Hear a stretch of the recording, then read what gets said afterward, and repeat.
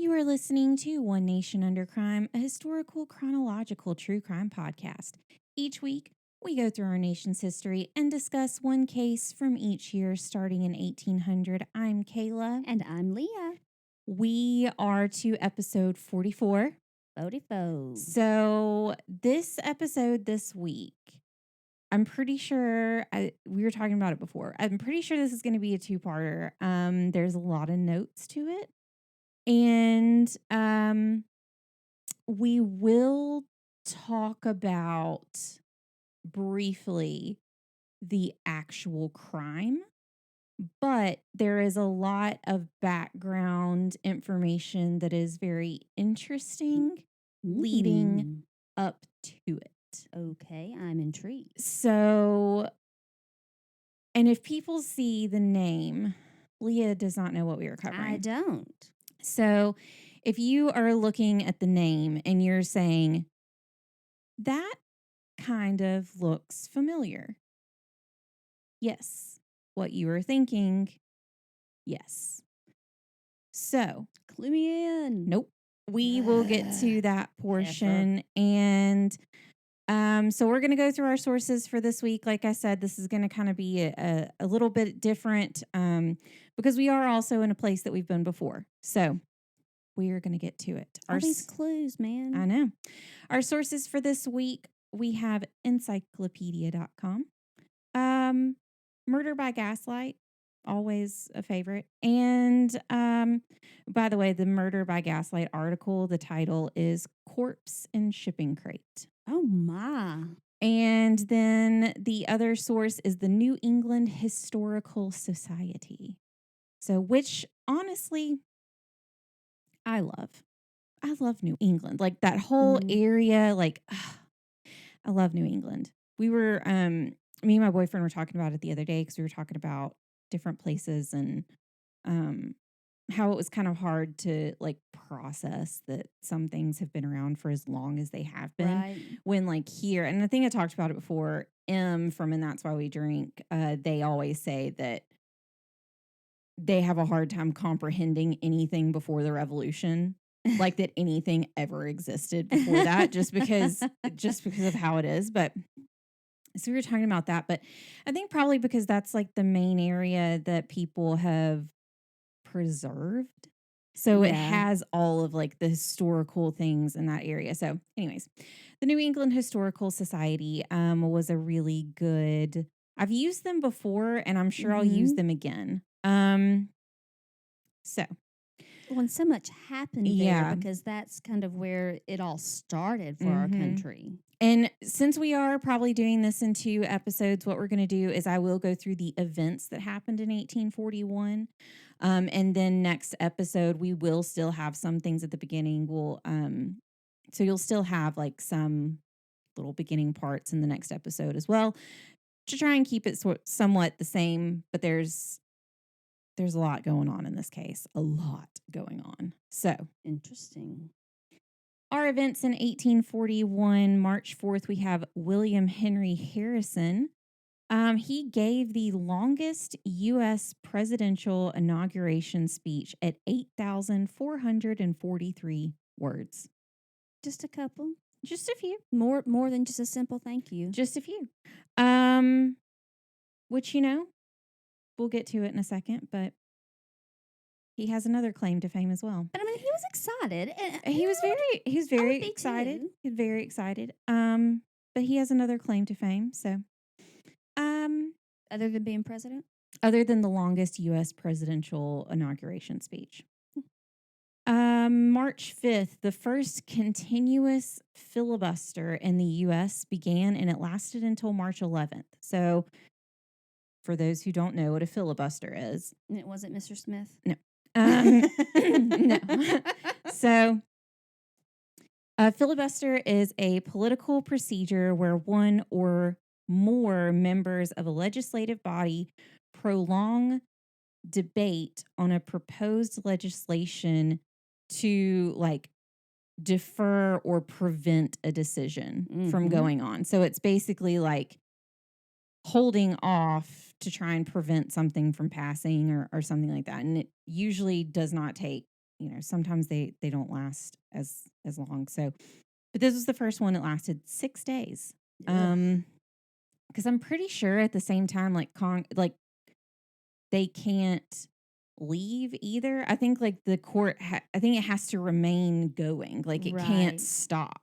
So I don't know. And the movie Mr. Smith Goes to Washington has Jimmy Stewart in it, and it's a movie that I watched in school.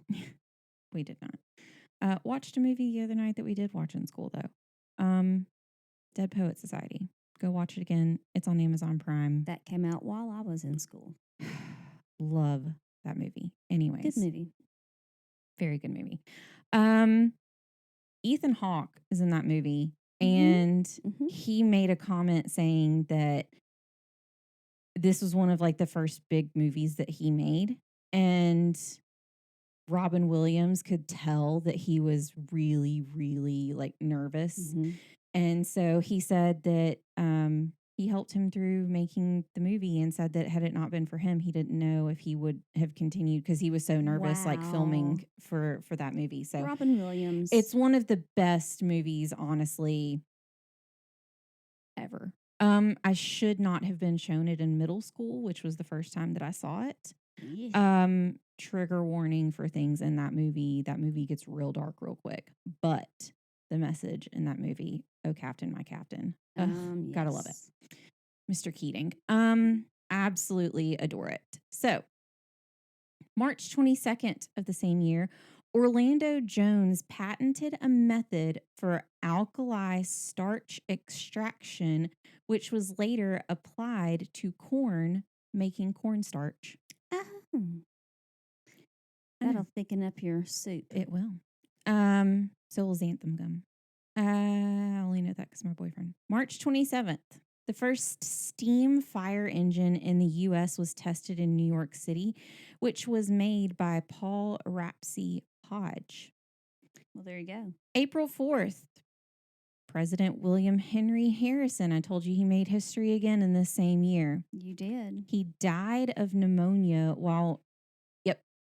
he died of pneumonia after his speech. Like he had it for quite a bit, making him the first president to die in office and making him the president with the shortest term served ever at 1 month. And then this is the first time that a vice president had to take over, like in that short period of time. So John Tyler became the 10th president of the United States. So perhaps he should have given a shorter speech. Possibly, yes. It said that he had a cold like before the speech, remember something and like that he like it had started to rain, and he continued to give his speech, and they said that's why he probably got sick. But we did not have a vice president at this time either, because this was kind of around the time where they didn't really know what to do. Protocol. Yeah, so it'll say when you look at John Tyler's presidency, it'll say like vice president empty, like nobody's there. So nice little dash there. April 10th, the New York Tribune began publishing under the editor Horace Greenlee, which a lot of people may know. April 14th, we talked about this. The first detective story was published by Edgar Allan Poe entitled Murders in Rue Morgue, which was published in Graham's Magazine in Philadelphia, which actually Poe was the editor of at the time. And we discussed this in episode 40. So if you want to go back to episode 40. That was about the beautiful cigar girl. Yes. And we'll get to her in a second. May 1st, the first wagon bound for California left Independence, Missouri. June 24th, St. John's College opened in the Bronx, and it's now Fordham University. July 5th, Thomas Cook opened the first travel agency. Never knew that was something that I would go, interesting. But here we are. There you go. July 28th, one Mary Cecilia Rogers, a.k.a. the beautiful cigar girl, was found dead in the Hudson River. That occurred in this year. And we still don't know why. Still don't know. August 16th, President John Tyler vetoed a bill meant to reestablish the Second Bank of the United States, which enraged the Whig Party, and the members rioted outside of the White House in the most violent demonstration on the White House grounds in U.S. history. Interesting. And then we just jump to this one. August 21st, John Hampton patented Venetian blinds. We just jump from most violent White House thing to Venetian blinds. Well, there you go. I mean, nice little segue. September 9th, Tom Heyer beat George Mcchester in 101 rounds of fighting at Caldwell's Landing in New York, and he became the first American heavyweight boxing champion. That is one sport that I just cannot get into. I don't boxing or what is it? The other one, the big one that everybody, the MMA. Yeah, the MMA fighting. I can't. That is just too much for me. I'm sorry. MMA is a lot. I will say that too much. It's just too much. I mean, I'm a lover, not a fighter. That's all I can say. I don't understand just beating another person to a pulp for no other reason than just for sport. So MMA is more of that, and then boxing is where it's more just boxing. It's more Which I mean, there are a lot of different things in MMA where there's a lot of rules and regulations. Yes, that's true. But just hitting somebody else, I don't understand it. And it is a sport, and that is fine. And if you like boxing, you can like boxing. But I don't understand it. Yeah, it's an interesting one. It's not interesting to me. September 30th, Samuel Slocum patented the stapler. I like that invention. November 4th, the first wagon train arrived in California after 6 months of travel. That was hard stuff. 6 months. November 13th, James Braid first saw a demonstration of animal magnetism, and it led him to study the subject, which was eventually called hypnosis. Animal magnetism is it's a mesmerizing, mysterious force that influences human beings. Well, I mean, that's what Michael felt when he saw me the first time. I mean, obviously. So that is animal magnetism. Yes. But it eventually became known as hypnosis. I hypnotized him with my womanly wiles. She's speechless, guys. Which, if we will remember back in our episode, that would make you a prostitute by some standards. Remember? Well, I mean, just saying. Call me what you want to call me. Haters gonna hate. That's all I got to say. Oh, gosh. Every time I think about stuff like that, when someone says, any kind of thing like that, I'm like, interesting. So you know what that makes you? It's always a fun fact. Really appreciate you. You guys can't see the sign language. I'm here. I'm here. I am here to make known what the world needs to know. November 16th, Napoleon Guerin patented life preservers that were made of cork. Clever. And December 31st, the very last day of the year, Alabama I know that place.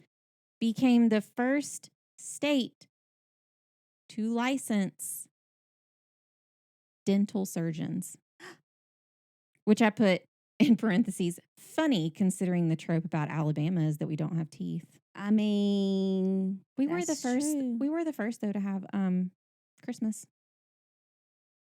Yeah, like to declare it a holiday. That I seem to remember that. But yes, Alabama became the first state to license dental surgeons. Good for look at us. Look at us go. And then any of the other events, like I said, we're going to do those at the beginning of next week. So we will be able to, and there's some interesting little tidbits for that as well. So we'll get into that. Ooh. So to move on to our case for this week, September 17th of 1841, New York printer Samuel Adams not that one. The beer people. Yeah, no. No.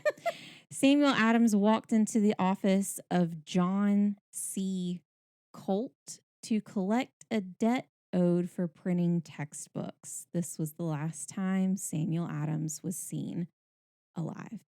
Uh-oh. And if you are thinking, Colt sounds familiar, Mm-hmm. it should. Oh, the gun people. And that is what we're going to discuss in the beginning of this case. Dun, da, da, da. We are back in NYC again. And much like some of our other cases in the city, we are starting out the history a little differently because we have to talk about some family tree history.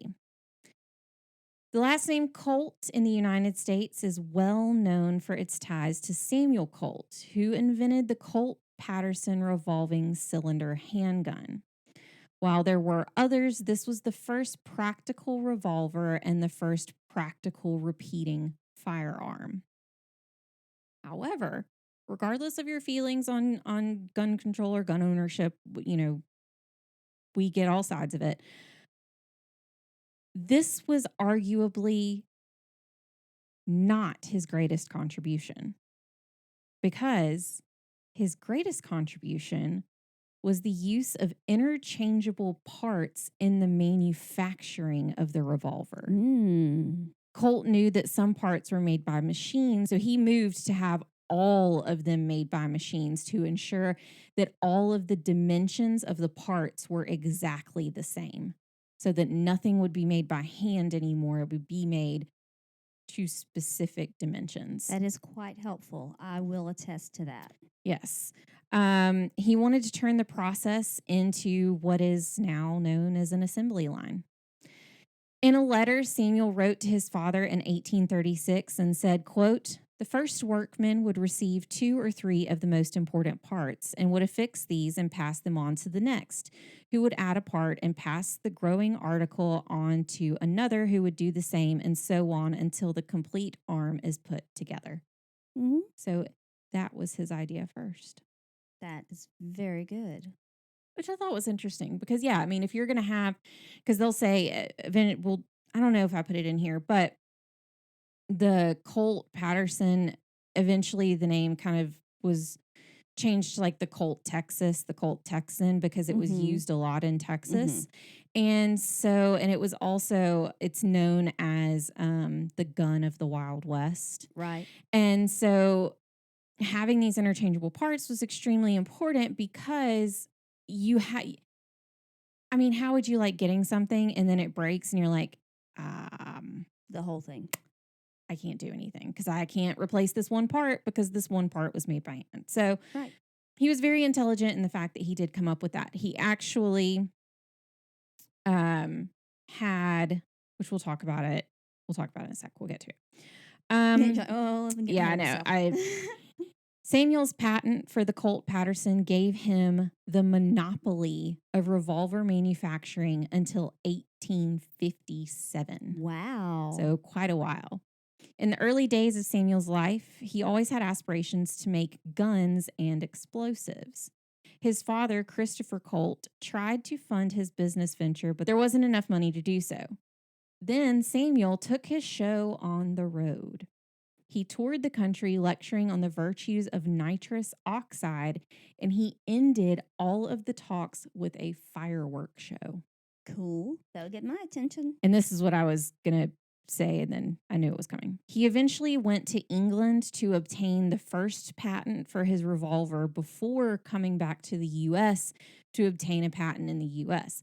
His thinking was that if he could get a patent by England, then when he came back to the U.S., his patent in England would kind of like further validate him getting a patent in the U.S. Makes sense. Because the U.S. was very hesitant. There had already been other people who had submitted patents for revolvers. So they were very hesitant. And there was a reason, because this was like actually the first practical revolver. Right. That was why he got approved over other people. So that was what he did. It's pretty smart. When he came back, this name will become very important. Okay. He brought with him Caroline Henshaw. Some sources say that he married her, while some historians disagree and say that she merely used him as a means to get to America from Scotland. That's a good place to be. Either way, in 1836, Samuel started making guns in Paterson, New Jersey, which is how it got its name, the Colt Paterson. Okay. But no one was buying them.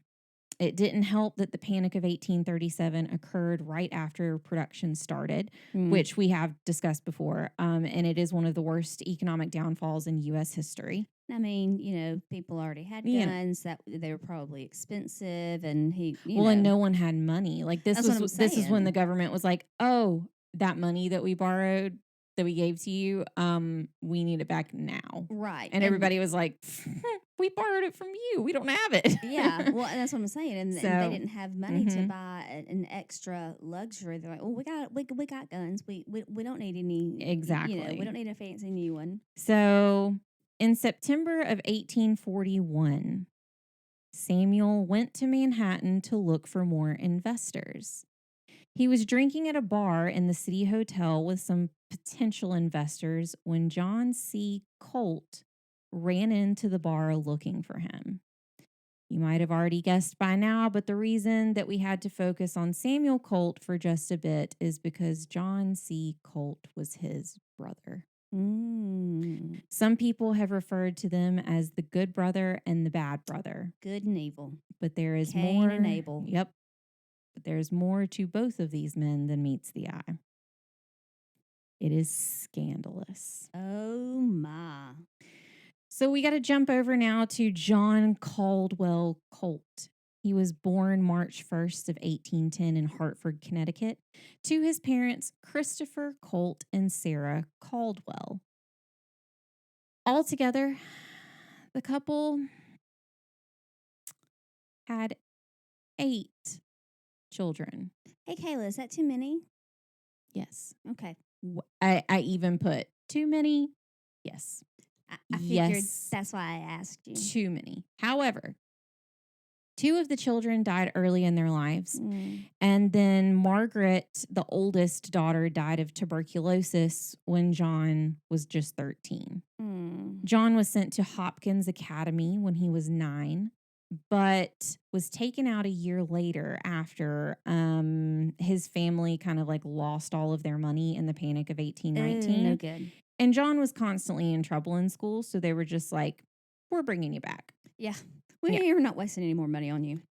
And the tragedy for the Colt family continued when the matriarch of the family, Sarah, died when John was only 11 of tuberculosis. And then 2 years after this was when Margaret died of tuberculosis so he as well. lost both of his mother figures. Okay. He will go on to lose another.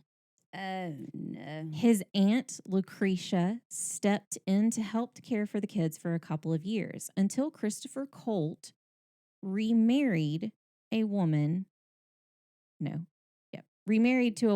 named Olivia Sargent. The couple then had 3 children together. Heavenly days. So 12 children. No. 2 died in early childhood. Then Margaret died. So we're down. We lost 3, gained 3. But in total, yes. He fathered 12 children. But as far as still living, right. That's that way. So yeah, and it's interesting. That's a passel of youngins, as some might say. Well, the new stepmother, Olivia, insisted that her stepchildren needed to begin working instead of going to school because the family just didn't have enough money to send all of them. Oh. Interestingly enough, it was not her children that she was making work. No. So by this time, there was only one sister remaining. That was Sarah Ann. And she was also like a surrogate mother to her siblings. Well, yeah. Until she was sent off to a relative's house to be a servant. Oh, no. All of the changes weighed heavily on John, and he carried locks of hair from his sisters Sarah Ann and Margaret with him for the rest of his life. That is so sad. It gets worse. Oh, John worked as no. an assistant bookkeeper for the Union Manufacturing Company in Marlborough, Connecticut. He quit and moved to Albany, New York in less than a year. Then he turned around and returned to Hartford during 1826, and he studied at an academy for 3 months. Then in the next year, he found employment as a mathematics teacher at a ladies' seminary in Baltimore, Maryland. He was only there for a year. We will continue to see this as a trend for him. He was kind of restless. That does not even begin to describe. Wait till we get to the other list of things that he did. So, yeah. During 1828, he became a supervisory engineer for a canal near Wilkes-Barre, Pennsylvania. And the next year, sorry, here is a bit of a trigger warning for just some things. The next year, his sister, Sarah Ann, completed suicide by swallowing arsenic. One newspaper account stated it was due to a fight with her stepmother, and another said that she, quote, took a morbid view of her doom to labor until her fortitude and her mind gave way. That is so sad. Yes. John was absolutely devastated as this was his last sister and also someone who was a mother figure to him. And there was nothing he could do to help her. And he decided to leave the country and never come back. Well, I mean... to do this, he decided he was going to join the United States Marine Corps, where he quickly received orders to the USS Constitution. But before he could board the ship, he became extremely sick and ended up working as a clerk in Norfolk, Virginia, to Colonel Anderson. Hey. So he never made it to the ship. The USS Constitution, you can tour today. Yep. Yep. It is. It is still there. You can tour it. Yeah. And my brother has been to the parts that not just anyone gets to see. Well, he's special. Anyway, continue. You know, I mean, my ears perked up at the I mean, he's special. He knows those things pretty well, so I would imagine so. So yeah, he ended up working as a clerk instead. So his plans were foiled. Yeah, I said this wasn't the escape he was looking for. And also, if you join the military, you really don't have a choice as to where you go. Okay. Well, he thought that if he joined the Marine Corps, he would be sent off because but then you get brought back. Well, the USS Constitution at the time was heading to the Mediterranean, and so he enlisted specifically to be put on that ship to go there. But I mean, I get that, but eventually they bring you back. Well, he hatched a plan. Oh, dear. He was still sick, but he was not sick enough to receive a medical discharge. Man. So he decided he was going to forge a letter. He wrote the letter as if he were a man named George Hamilton. And I put in parentheses, super original. George Washington Alexander Hamilton, just George Hamilton. Got it. Okay. He said that he was from Ware, Massachusetts, and stated that his underaged son ran away from home, and Mr. Hamilton thought that his son had enlisted under the false name of John Colt. Oh. He then mailed the letter to his brother James and asked James to mail the letter to Colonel Anderson from Ware, Massachusetts. So that when he received it, the postmark would be all correct. Okay, that's clever. Yeah, just to make it like a little bit more legit. Like, this is probably real. Colonel Anderson almost immediately discharged John from duty when he received the letter. However, Uh-oh. it wasn't for fraudulent enlistment. Anderson cataloged the reason as a medical discharge. Because he was insane? I don't know. I think he didn't want to get in trouble for them having someone that fraudulently enlisted. Could be kind of covering Because their and he was tracks. already sick. So he was So like he was the like, oh, easy, just yeah. medical discharge. Let's just do that. Yeah, we'll just say that he was sick because can it see looks that. bad Sure. on us that we enlisted this guy who's supposedly underage. I can see that. That makes So sense. I guess That that's makes why, sense. I don't know. But so his official reason for being discharged is medical. He didn't really care because he got to get the heck out of Dodge. Well, it'll come back to bite him. Raggy. John went on to be a law clerk for his cousin, and he also became a riverboat gambler. And at one point, he was challenged to a duel because he was sharing a mistress. Oh. The duel never took place, but the reputation of being a bit rough around the edges continued to follow him. He traveled to Vermont during 1830 as a debate coach for the University of Vermont at Burlington.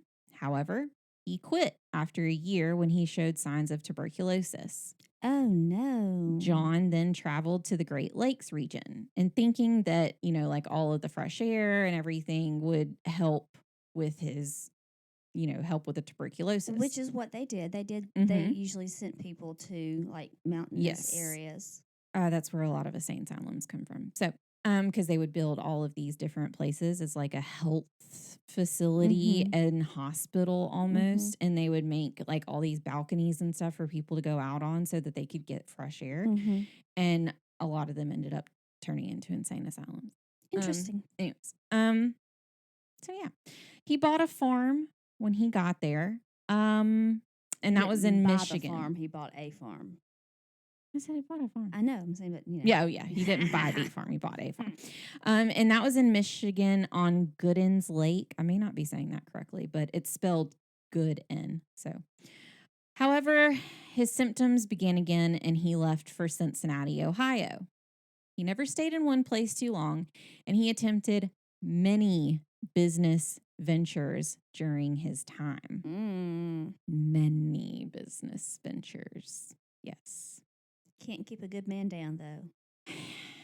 He was a land speculator in Texas, a soap manufacturer in New York, a grocery wholesaler in Georgia, a fur trader, dry goods merchant in Florida, and an organizer of Mardi Gras masquerade celebrations in New Orleans. That would be fun. I could do that. And then he eventually ended up in Louisville, Kentucky in 1834. This is when he started lecturing on Italian bookkeeping, also known as double entry bookkeeping. Did he know about this? Okay. He toured the United States giving a series of lectures concerning the topic, and by 1837 had begun writing a textbook concerning the subject. So I tried to look up the best way to explain what double entry bookkeeping is. I am not an accountant. I don't do numbers. I do what I can. So the book that I cried hardest at? Geometry. Well, this is the best way, and it actually made sense once I found an example. So, double entry bookkeeping is a method where every entry to an account requires a corresponding and opposite entry to a different account. Now, for example, if a business takes out a bank loan for $10,000, recording the transaction would require a debit of $10,000 to an asset account that was called cash. But then it was also labeled as a credit of $10,000 to a liability And that account kind of side was called notes payable. So essentially what it did is what the bank does now, where there's a transaction that is shown that shows, okay, this person applied for a bank loan and we're going to give them $10,000. Well, we also have to reflect that the $10,000 came out of this account. And then we also have to show on the person's account that they received a credit of $10,000. Essentially what the bank does now. You're talking. I know, but see, but listen. No, I really understand. So it's literally what the bank does now. Like where we it's balancing a checkbook and saying, this is where this came from, this is where this went. Yeah. But reflecting it on the other accounts as well, of showing that it came and went from there. But it's all on one ledger. Yes. Yeah. So, yes. His textbook, The Italian Science of Nope, this name is so long. The Italian Science of Double Entry Bookkeeping, Simplified, Arranged, and Methodized. That's the whole name of the book. Mm-hmm. Oh. It received great reviews, and John had the book published in Boston, New York, Philadelphia, and Cincinnati. And by 1839, more than 200 schools across the United States were using it. Wow. John eliminated the word Italian from the title for the second edition and included transcripts of his lectures in the newer editions as well. The book ended up having 45 different printings, like different editions, essentially, 45 editions. So he was pretty successful. Yeah. And it was in publication until 1855. Nice. John moved to Manhattan, and he seemed pretty ready to settle down. He'd finally had a success. He was ready to rest on that. Yep. But he rented an office in a building on the corner of Broadway and Chambers Street. I mean, that also housed a school. So this is there's a reason he did this. So it housed a school of bookkeeping and penmanship, but it also housed a printer's office as well. Okay. Kind of in his wheelhouse at that time. Mm-hmm. That printer was Samuel Adams. And I put in parentheses, not the brewer. He died in 1803. So this was before this. For several months, he had been living with a beautiful young woman, and she moved with him to New York as well. Her name was Caroline Henshaw. Oh, the Scottish lass. Who may or may not have been married to his brother. And how did they end up together? Well, you see, what had happened was... We'll get into it more later, but I will say that a lot of sources that I read did not put two and two together, which was why I had to go back to Samuel Colt and kind of review and figure out what all happened, because while the Colt family did not we'll put it this way. Samuel Colt was pretty much the originator of all press is good press. So he did not think that negative things coming out in the public eye were actually negative. Like he viewed that as my name is getting out there more. Yeah. Kind of. They're still hearing about me. Right. So, interestingly enough, Caroline Henshaw ended up moving in with John Colt. I know. This tangled web will be so much bigger down the line than we think it is. Like because that's what's so funny is I was reading is like, oh, he lived with a wonderful woman named Caroline Henshaw. And I was like, oh, that's fine. And then I went back and I was like, wait a second. Hold on. Minute. You mean the girl that came with his brother? That one? From Scotland? Her? Okay. All right. Right. Well, on September 17th of 1841, Samuel Adams went to meet John to collect a debt due for some textbooks that Samuel had printed for him. The two had a heated argument about the final amount that John owed Samuel. There were words. Mhm. A few sources say that the discrepancy was of $1.35. Well, I mean, in that time, that was $500. No, it wasn't. It was like $20. I know. You know, It's not much 500 money, is though. my go-to. It's not. I mean, I'm just saying, it's not that much money. Especially when you put it as $1.35. Like, okay. I was So, exaggerating. according to John, Samuel began choking him with his ascot and pressing him hard against the wall and the table. Uh-oh. Then allegedly, in self-defense, Always self-defense. John reached for what he thought was a hammer to fend him off. I mean, because you just got hammers laying around. But the weapon was not a hammer at all. It was a hatchet. Oh, no. And that is where we're going to break for this episode. Dun, dun, dun. Got to leave you in some suspense as to what happens next. Because let me tell you, what happens next is astonishing. It is. The trial to this case is super sensational. And there will be a part that Leah is not going to like, and I will make sure that she contains her outrage.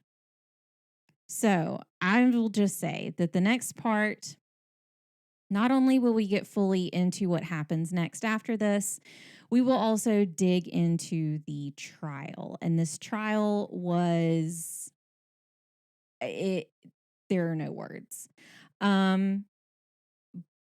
But the reason that we're splitting this up into two is because the story doesn't end after the trial. There is a lot more that comes after this, and there is a lot of scandal that comes along with it. That's so sad. As well. Well, the scandal is within the Colt family. I figured. And this was another one of those cases where I had to kind of like I said before, like I had to put things together from different sources to figure out exactly what was happening and exactly what some sources were meaning from others. It's very sad when people can't get along, but it's even worse when it's family. Oh, no, they get along fine. That's not the issue. Well. Oh, they get along. That's not. That is not the issue. So, like I said, it's very interesting. So, leave you there at a cliffhanger for this week. Ooh, it's the first time we've done that to them. I know. We have a website where you can find any and all ONUC information you are looking for. It's onenationundercrime.com. We are One Nation Under Crime on Facebook, Instagram, YouTube, and at ONUC Pod on Twitter. If you love our podcast as much as we do, please follow us on all of our platforms and recommend us to your friends and family. Also, please go on to Apple iTunes and give us a 5-star review with a comment. Those mean a lot to us. We will still send you a prize if you do that. We also have a Patreon if you guys would like to help with the cost of making and hosting the show. And you should go to get there. Our undying love. You also get pretty good perks too. There's a lot of different things that you can get on there. And you know what? I just thought about this. What? If you're a Patreon subscriber, I'm going to go ahead and put episode 2 up on the Patreon the day episode 1 comes out. Ooh. So if you are a Patreon subscriber, you can go over to Patreon feed and get episode 2 right now. Like, as soon as we're done with this episode, hop over there and I will go ahead and release episode 2 there. Ooh, that is a big So- bonus because I'm ready to know what's going on, and I get to find out in just a couple minutes. Y'all Yes. got to wait unless you're Patreon. So I will do that for our patrons this month. That'll kind of be y'all's goodie for this month, is to get early access to the episode that comes next. So Aren't you lucky duckies? if you're a patron, we will see you in just a few minutes. If you are not, you should be, but we still love you. We will see do. you here, same time, Same crime. next week. And remember, there isn't always liberty and justice for all. Unfortunately. But, I mean, you're part of the Colt family. I guess you have a lot of money. Still. Anyways, no justice, no liberty. Nope. Is how it is. That's- Bye. Bye.